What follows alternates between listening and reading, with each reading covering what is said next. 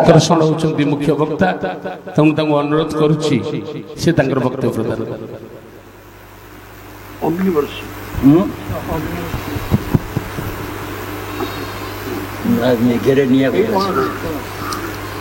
ओम विश्वानि देव सवितर्दुरितानि परास्व यद भद्रं तन्नास्व। आज समग्र भारत वर्ष आज दिन टी हूँ एक अमृतमय लग्न। आमे माने जदि समस्ते वेदर से आत्मवाक्य अनुसार आज भद्र ही थाए ताले से भद्रतार समस्त श्रेय जहाँ उद्देश्य अर्पित हेले मध्य ताहा बहुत कम हम। आज हूँ भगवान व्यासंकर सनक्षेत्र दिवस तांकर आज हूँ जन्म लग्न। यही भली एक अमृतमय लग्न रे आमर श्री अनंत गोपाल गुरुदास समिति आयोजित करिसेंति एक महारह कार्यक्रम जाउछि गुरु पूजा कार्यक्रम। से गुरु पूजा कार्यक्रम अंतिम क्षण रे ए जो गुरु का संपर्क रे आलोचना करबा पे एक सभा के आयोजन करा जाइछि। से संभ्रांत सभा संभ्रांत शब्द एथि पे व्यवहार करूछि। आमे आज समस्ते वस्तुवाद पछरे गोड़े ठेला बेले मध्य अमृतत्वर संधान क्वचित लोक करंत।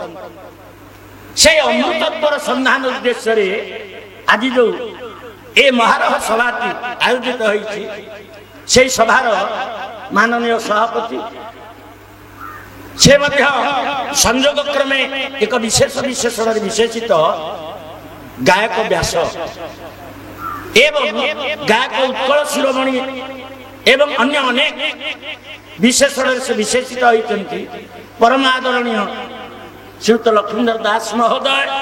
मुझे माध्यम मंचासीन समस्त अतिथि मान प्रणाम निवेदन करुछि एवं मंचर पूर्व भाग जो मैंने आसन ग्रहण कर आज ये कार्यक्रम गरिमा वृद्धि सहायक होती आपण प्रणाम करुछि। ज्येष्ठाय नमः श्रेष्ठाय नमः कनिष्ठाय नमः मोर कनिष्ठ मान प्रणाम करुछि।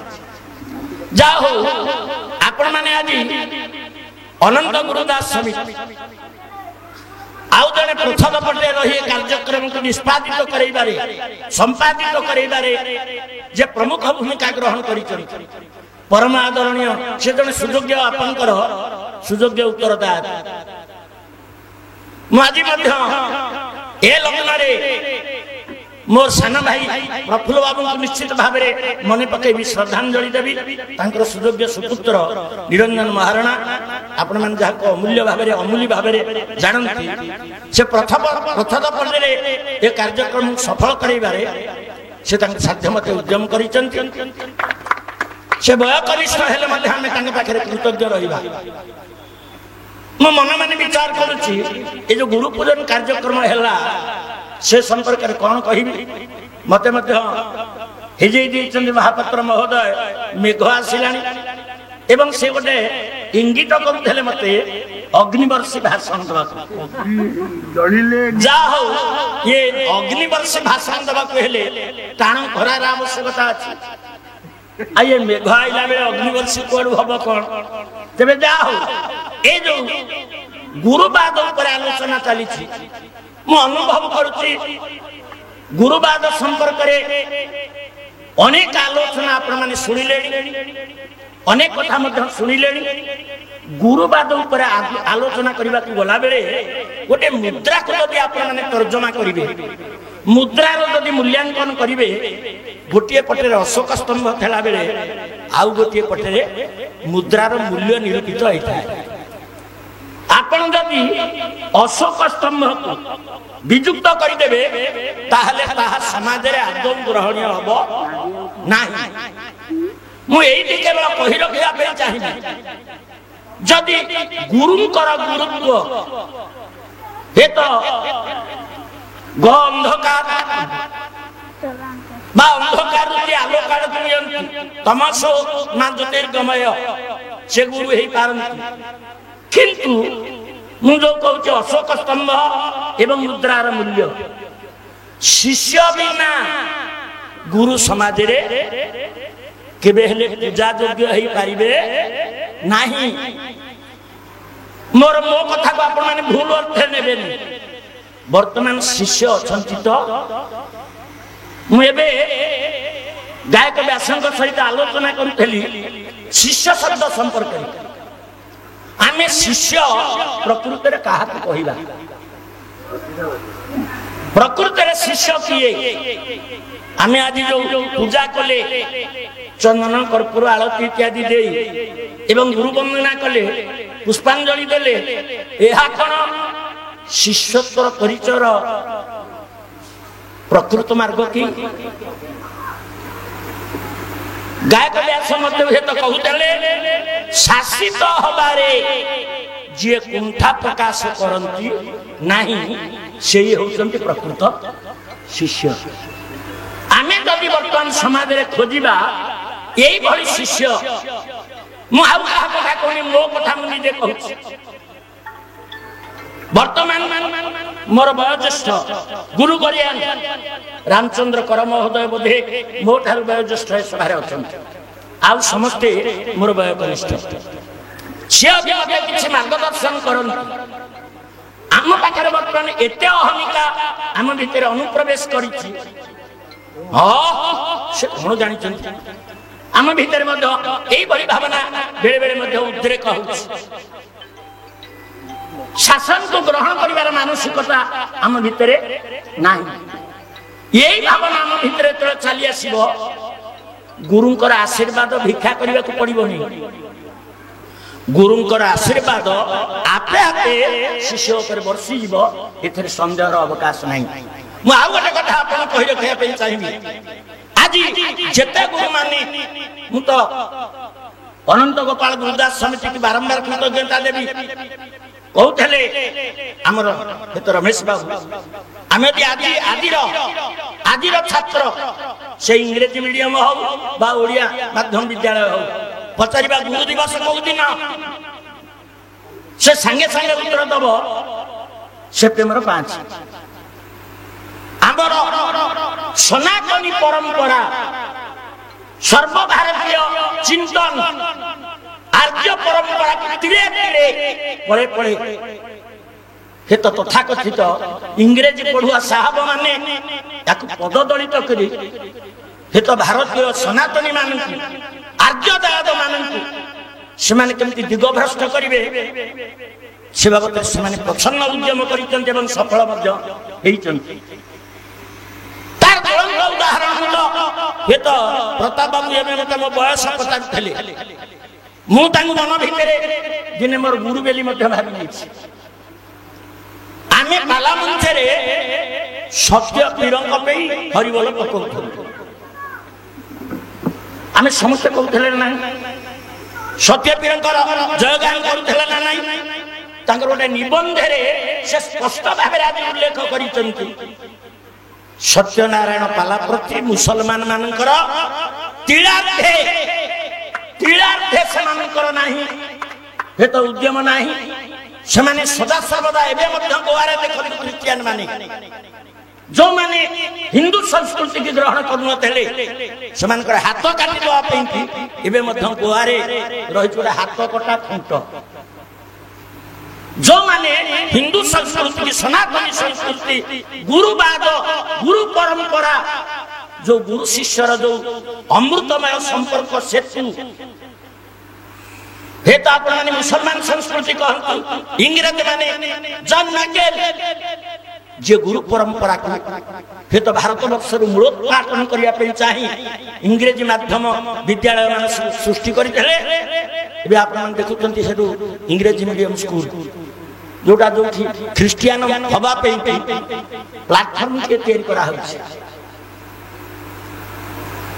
ମୁଁ ଆପଣମାନଙ୍କ ଆଗରେ କଥା କହିବାର କାରଣ, ଆପଣମାନେ ଆଜି ଦେଖୁଥିଲେ ଯେତେ ଗୁରୁ ମାନେ ସେମାନଙ୍କର ଅଭିମତ ଦେଲେ, ଆଶୀର୍ବଚନ ଦେଲେ, ସେମାନେ ନିଜେ ସ୍ୱୀକାର କରିଥିଲେ ଆମେ କେହି ଗୁରୁ नुह बड़ सन्देह भितर थी जे जहाँ आज जो 6 जन मो मुंड नई जाऊला से बस प्रणाम करी अनंत गुरुदास समिति जो मान आज गुरु आसन में बसई पूजा कला से माने आसी गुरुवाद उपरे कहला बेलू से कहते आम कहीं गुरु नुह चले पूजा ये जो पूजा से पूजा कौन हमको शास्त्र मार्गदर्शन देइचंती मु कहिबा पे कि चाहूची बर्तन राम भाई ना मध्य कहिचंती व्यासंकर जीवनचर्या व्यासंकर अनुसंधित मनोभाव व्यासंकर जिज्ञासा तांको जो ज्ञान निकटवर्ती करैला एवं गुरु ग्रहण करिबारे ब्राह्मण क्षत्रिय वैश्य शूद्र वृद्ध बालक यार प्रकार भेद मत किछि नाही आज जो कार्यक्रम से कार्यक्रम कौन ताले हबो जानते आम पूजा कले से माने कहिले आम केही गुरु न हमको समाज मार्गदर्शन देछि अपूज्य जत्र पूज्यन्ते पूज्य पूजा व्यतिक्रम त्रिभि तत्रैव पश्यन्ते दुर्भिक्ष मरण भयम मो कहिबा कथा आपन को समाज रे अनेक अवहेलित अछंती अनेक ज्ञानी गायक अछंती ज्ञानी गायनाचार्य अछंती जो मान को पर्यंत ए पाला समाज चिन्हि नहीं जहां प्रताप बाबू एमितिया गोटा नाम देइचंती से नाम को देला बेले जो माने बसी चिंतन करिचंती से मान को कृतज्ञता भी मुंडो नहीं से मान को अनर्थ अन्वेषण ए पर्यंत ए भई गोटे ना आम स्थिरीकृत करि पार नथलु जोटा हे तो प्रकृत रे जो अन्वेषण से माने खोजी लोड़ी ए जो कार्यक्रम करिचंती आज जो कार्यक्रम भावुची पूज्य पूजा निश्चित भाव ए जो अनेक जयंती हो अनेक जन्मदिन पालित हो किंतु व्यास पूर्णिमा रे गुरु पूजा एथि अनंत गोपाल गुरुदास समिति निश्चित भाव धन्यवाद आउ जो 6 जन को सेमाने आज स्थिरीकृत करिसंती मु सेमान को मध्य आज प्रणाम करूछी सेमान को मध्य नमन करूछी सेमाने प्रकृत आज रे गुरु पूजा पाइबा पे योग्य एवं प्रकृत सेमान को पूजा करा जाय छै एई दुहे जदि पूज्य पूजा हम करिबा पूज्य पूजा दिन न करिबा ताले हमर कोन हबो मु पिला मान केवल आमे घोषा बलद आमे अनेक विषय गाउ तार निर्यास पाखरे दास महोदय जयंती रे मध्य कहूथली से मोर बय कनिष्ठ ही पारंती किंतु तांको पालारे मु बेले बेले हतचकित मध्य हुई जो साष्टांग प्रणाम एठी हमर पाला होची आपनकर कसरदा ए जो एठु गला बेले तांको मोर 7 दिन बाड़िया पीठे पाला एथर अष्टांग प्रणाम कथा से कहले तार जे जुक्ति देले जे जड कादुआ हिथो केमति अष्टांग प्रणाम करिवो एवं तार निर्यास से मध्य देले अष्टांग प्रणाम करिया पे लंब हे सोइबार आवश्यकता किछि नाही तसो कहले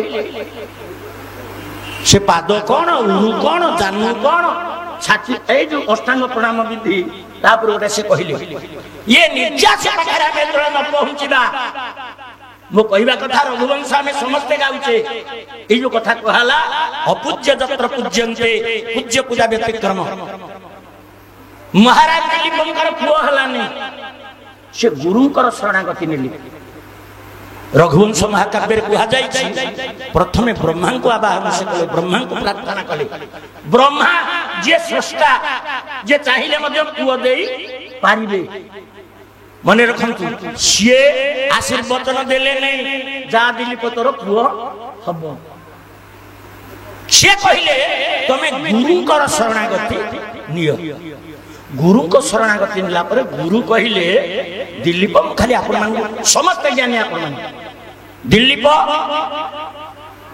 तमे थरे स्वर्ग को युद्ध करी गला बेले जेतले जय जय फेरुथल कल्पवट छाया आश्रिता ये विश्राम रक्ता काम धेनु तमे प्रणाम करि न थबर तार अभिशाप रे तमे पुत्रहीन होइछि सेठी तमे हो काम धेनु ता धियो नंदिनी की सेवा से पुत्र प्राप्ति हो ମୋର କହିବା କଥା ଏଇଠି ଗୋଟେ ଯଦି ସମାଲୋଚନା ମୂଳକ ପାଲା ଲକ୍ଷ୍ମୀଧର ଦାସ ମହୋଦୟଙ୍କ ଭଳି ହବ, ଆସିଲା ବେଳେ ଦିଲ୍ଲୀପ କୋଉ ଭଳି ଅବସ୍ଥାରେ ଫେରିଥିଲେ? ତାଙ୍କର ସ୍ତ୍ରୀ ସୁଦର୍ଶନ ପରେ 7 ଦିନ ତାଙ୍କର ଅତିକ୍ରାନ୍ତ ସେଇ ଦିନକୁ ହେଇଥିଲା। ଶାସ୍ତ୍ର କହୁଛନ୍ତି ଋତୁସ୍ନାତା ଭାର୍ଯ୍ୟା ସନ୍ନିଧୌନୋପଗଚ୍ଛତି ଘୋରାୟାମ ଭ୍ରୂଣ ହତ୍ୟାୟାମ ଯୁଜ୍ୟତେ ମାତ୍ର ସଂଶୟ। ଋତୁସ୍ନାତା ଭାର୍ଯ୍ୟାକୁ 7 ଦିନରେ ଯେ ପୁତ୍ର ପ୍ରାପ୍ତି ପାଇଁ ସହଯୋଗ ନ କରେ, ମୁଁ ଏଠି କହୁନି ମିଳିତ ହବା କଥା, ସହଯୋଗ ନ କରେ ସେ ନର୍କଗାମୀ ହୁଏ। ଏଇଥିପାଇଁ ତ ଦିଲ୍ଲୀପ ଆଉଥିଲେ। ତାହେଲେ କାମଧେନୁ ତାଙ୍କୁ କାହିଁକି ଅଭିଶାପ ଦେଲେ? ସେ ଅଭିଶାପ କାହିଁକି କାହିଁକି ଦିଲ୍ଲୀପ କଣ କହୁଛନ୍ତି? କାହିଁକି କାଳିଦାସ ଲେଖିଛନ୍ତି ଇପ୍ସିତ ତଦବଜ୍ଞାନାତ୍ ବିଦ୍ଧି ସାର୍ଗଳମାତ୍ମନ ପ୍ରତି ବଧ୍ନାତି ଶ୍ରେୟ ପୂଜ୍ୟ ପୂଜା ବ୍ୟତିକ୍ରମ। ଯେଉଁମାନେ ଜଣାରେ ହଉ ବା ଅଜଣାରେ ହଉ ପୂଜ୍ୟ ଲୋକମାନଙ୍କୁ ପୂଜା କରିବାରେ ବ୍ୟତିକ୍ରମ କରନ୍ତି। ମୁଁ କହିବା କଥା, ମୁଁ କାହିଁ ଆଜି ଏତେ ବଡ଼ ଉଦାହରଣ ଦଉଛି ନା ସୁଦର୍ଶନ ବାବୁ କହୁଛନ୍ତି ମୁଁ ଗୁରୁ ନୁହଁ, ମୋ ପୂଜାକୁ ମୋ ଗୁରୁଙ୍କୁ ମୁଁ ଦେଇଦେଲି। ରାମଚନ୍ଦ୍ର କର ମହୋଦୟ ସେ କଥା କହୁଛନ୍ତି, ଅଭିମନ୍ୟୁ ବାବୁ ସେଇ କଥା କହୁଛନ୍ତି, ସମସ୍ତେ କହୁଛନ୍ତି। ତାହେଲେ କଣ ନା ଯେଉଁମାନେ ସମାଜର ପୂଜ୍ୟ ପାଲା ଜଗତ ପାଇଁ ଯେଉଁମାନଙ୍କର ଅଜସ୍ର ଅବଦାନ ଅଛି, ତାଙ୍କୁ ଯଦି ଆମେ ମନେ ନ ପକେଇବା, ତାଙ୍କୁ ପାଦ ତଳେ ଯଦି ଫୁଲଟିଏ ଆମେ ନ ଦେବା, ତାହେଲେ ଆମେ ଯେତେ ଭଲ ଗାୟକ ହେଲେ ବି ଆମର ସମସ୍ତ ସଫଳତାର ଗତିପଥ ଅବରୁଦ୍ଧ ହବ, ଏଥିରେ ସନ୍ଦେହର ଅବକାଶ ନାହିଁ। ଯେଉଁ କ୍ଷୋଭ ଆଜି ହୁଏତ ରମେଶ ବାବୁ ଆଜି କହୁଥିଲେ, ଏତେ ବଡ଼ କାର୍ଯ୍ୟ କଲା ପରେ ମଧ୍ୟ ଆମେ ତାଙ୍କୁ ଅଭିନନ୍ଦିତ କରିପାରିଲୁନି, ଆମେ ତାଙ୍କୁ ସମ୍ମାନିତ କରିପାରିଲୁନି, ଆମେ ତାଙ୍କୁ ଅନ୍ତତ କୃତଜ୍ଞତା ମଧ୍ୟ ଦେଇପାରିଲୁନି। ଯାହା ହଉ, ମୁଁ ବେଶୀ କହିବିନି, ସଭାପତି ମହୋଦୟଙ୍କ ନିର୍ଦ୍ଦେଶ ଆସିଲାଣି। ଆଉ ଗୋଟାଏ କଥା ଉପରେ ମନ୍ତବ୍ୟ ନ ଦେଲେ ଭାବୁଛି ବୋଧେ ଭଲ ହବ, ଖରାପ ହବ। ଦାସ ମହୋଦୟ ମତେ ଆଜି କହୁଥିଲେ ଏବଂ ବାରମ୍ବାର ସେ ଆହ୍ୱାନ ଦଉଛନ୍ତି ଏକତାର ସୂତ୍ରରେ ସମଗ୍ର ଓଡ଼ିଶାର ପାଲା କଳାକାର ମାନେ ଏକୀଭୂତ ହେବା ପାଇଁ। এইটা ଗୋଟେ ସୁନ୍ଦର ପ୍ରସ୍ତାବ, ଭଲ ପ୍ରସ୍ତାବ ମଧ୍ୟ। ମୁଁ ସବୁବେଳେ କହିଛି, ମୁଁ କେବେ ହେଲେ ପରିଷଦ ବାହାରେ ନାହିଁ, ମୁଁ ପରିଷଦର ଆଜୀବନ ସଦସ୍ୟ। ମୁଁ ସବୁବେଳେ ପରିଷଦର ଶୁଭକାମନା କରିଛି, ମଙ୍ଗଳ କାମନା କରିଛି। ଏତେ ବାଗଯୁଦ୍ଧ ସାମାଜିକ ଗଣମାଧ୍ୟମରେ ହେଲା ବେଳେ ମଧ୍ୟ ମୁଁ କୌଣସି ମତ ବା ମନ୍ତବ୍ୟ ଏ ପର୍ଯ୍ୟନ୍ତ ଦେଇନି। କିନ୍ତୁ ମୁଁ ଯଦି ମନ୍ତବ୍ୟ ଦେବି ତାହେଲେ ନିଶ୍ଚିତ ଭାବେ ଆଗେ ନିଆଁ ଲାଗିବ ମହାପାତ୍ର ବାବୁଙ୍କ ପାଖରେ। ମୁଁ ସାଡ଼କୁ ଯାଉନି। ମୋ କହିବା କଥା ହଉଛି, ବେଳେ ବେଳେ ନିଜର ସୁରକ୍ଷା ପାଇଁ, ଆଜ୍ଞା ବେଳେ ବେଳେ ନିଜର ସୁରକ୍ଷା ପାଇଁ ରାଜ୍ୟରେ ବିଭେଦର ମଞ୍ଜି ବୁଣା ଯାଇଛି, ଯୋଉଟାକୁ ସେଦିନ ବ୍ରିଟିଶ ଜାତି ଛାଡ଼ିକି ଯାଇଥିଲା ଡିଭାଇଡ ଆଣ୍ଡ ରୁଲ୍। ମୋ କହିବା କଥା, ସେଇଭଳି ଶିକ୍ଷି ମନେଇ ମାନଙ୍କୁ ଚିହ୍ନିବାର ଅଛି। ମୁଁ ଦାସ ମହୋଦୟଙ୍କୁ ଆଜିର ପବିତ୍ର ମଞ୍ଚରେ ଆଶ୍ୱସ୍ତ କରିବା ପାଇଁ ଚାହିଁବି। ଗତ ବର୍ଷ ମଧ୍ୟ ପୁରୀକୁ ଯିବାର ମାନସିକତା ଭିତରେ ଥିଲି ଏବଂ କାହିଁକି ଗଲିନି ତାର କାରଣ ମଧ୍ୟ କହିଛି। ମୁଁ ଏ ବର୍ଷ ପ୍ରତିଶ୍ରୁତି ଦେଲି, ମୁଁ ନିଶ୍ଚୟ ଅଖଣ୍ଡପୁର ଜିଲ୍ଲାର ସଭାପତି ମହୋଦୟଙ୍କର ମୁଁ ଅନୁରୋଧ, ସେ ତ ମୋର ସାନ ଭାଇ, ଅନୁରୋଧ ନୁହେଁ, ତାଙ୍କର ନିର୍ଦ୍ଦେଶକୁ ମୁଁ ପରିପାଳନ କରିବା ପାଇଁ ଚେଷ୍ଟା ନିଶ୍ଚିତ ଭାବରେ କରିବି। ଯାହା ହଉ, ଏଇ ଯୋଉ କାର୍ଯ୍ୟକ୍ରମ ଆଜି ହେଇଛି, ମୁଁ ଏ କାର୍ଯ୍ୟକ୍ରମର ସଫଳତା କାମନା କରୁଛି। ଯୋଉ କଥା ବର୍ତ୍ତମାନ ଗୋଟେ କଥା ଉଠେଇଛନ୍ତି ସୁଦର୍ଶନ ମହାପାତ୍ର ମହୋଦୟ, ଏଟା ଗୋଟେ ଗୁରୁତ୍ୱପୂର୍ଣ୍ଣ କଥା। କେବଳ ଆମେ ଗୁରୁ ପୂଜା କରି ଫୁଲୁଟିଏ ପାଣି ଟିକେ ଇତ୍ୟାଦି ଦେଇକି ଆମ କାମ ସାରିଲେ ଚଳିବନି। ଶିକ୍ଷାର ଆବଶ୍ୟକତା ବର୍ତ୍ତମାନ ଦେଖାଦେଇଛି। ପୁଣି ବର୍ଷକରେ 2-3 ଥର ଯଦି ପ୍ରଶିକ୍ଷଣ କାର୍ଯ୍ୟକ୍ରମ କରାହୁଅନ୍ତା, ତାହେଲେ ନିଶ୍ଚିତ ଭାବରେ ଏଇଟା ଶୁଭଙ୍କର ପଦକ୍ଷେପ ହୁଅନ୍ତା। ମୁଁ ମହାପାତ୍ର ମହୋଦୟଙ୍କର ଏଇ ପ୍ରସ୍ତାବକୁ ମୁଁ ପୂର୍ଣ୍ଣ ପ୍ରାଣରେ ସମର୍ଥନ କରୁଛି। କେବଳ ପ୍ରମୋଦ କହିଲେ ହବନି, ତମେ ତ ଏକ ଗୁରୁ ଦାୟିତ୍ୱରେ ଅଛ।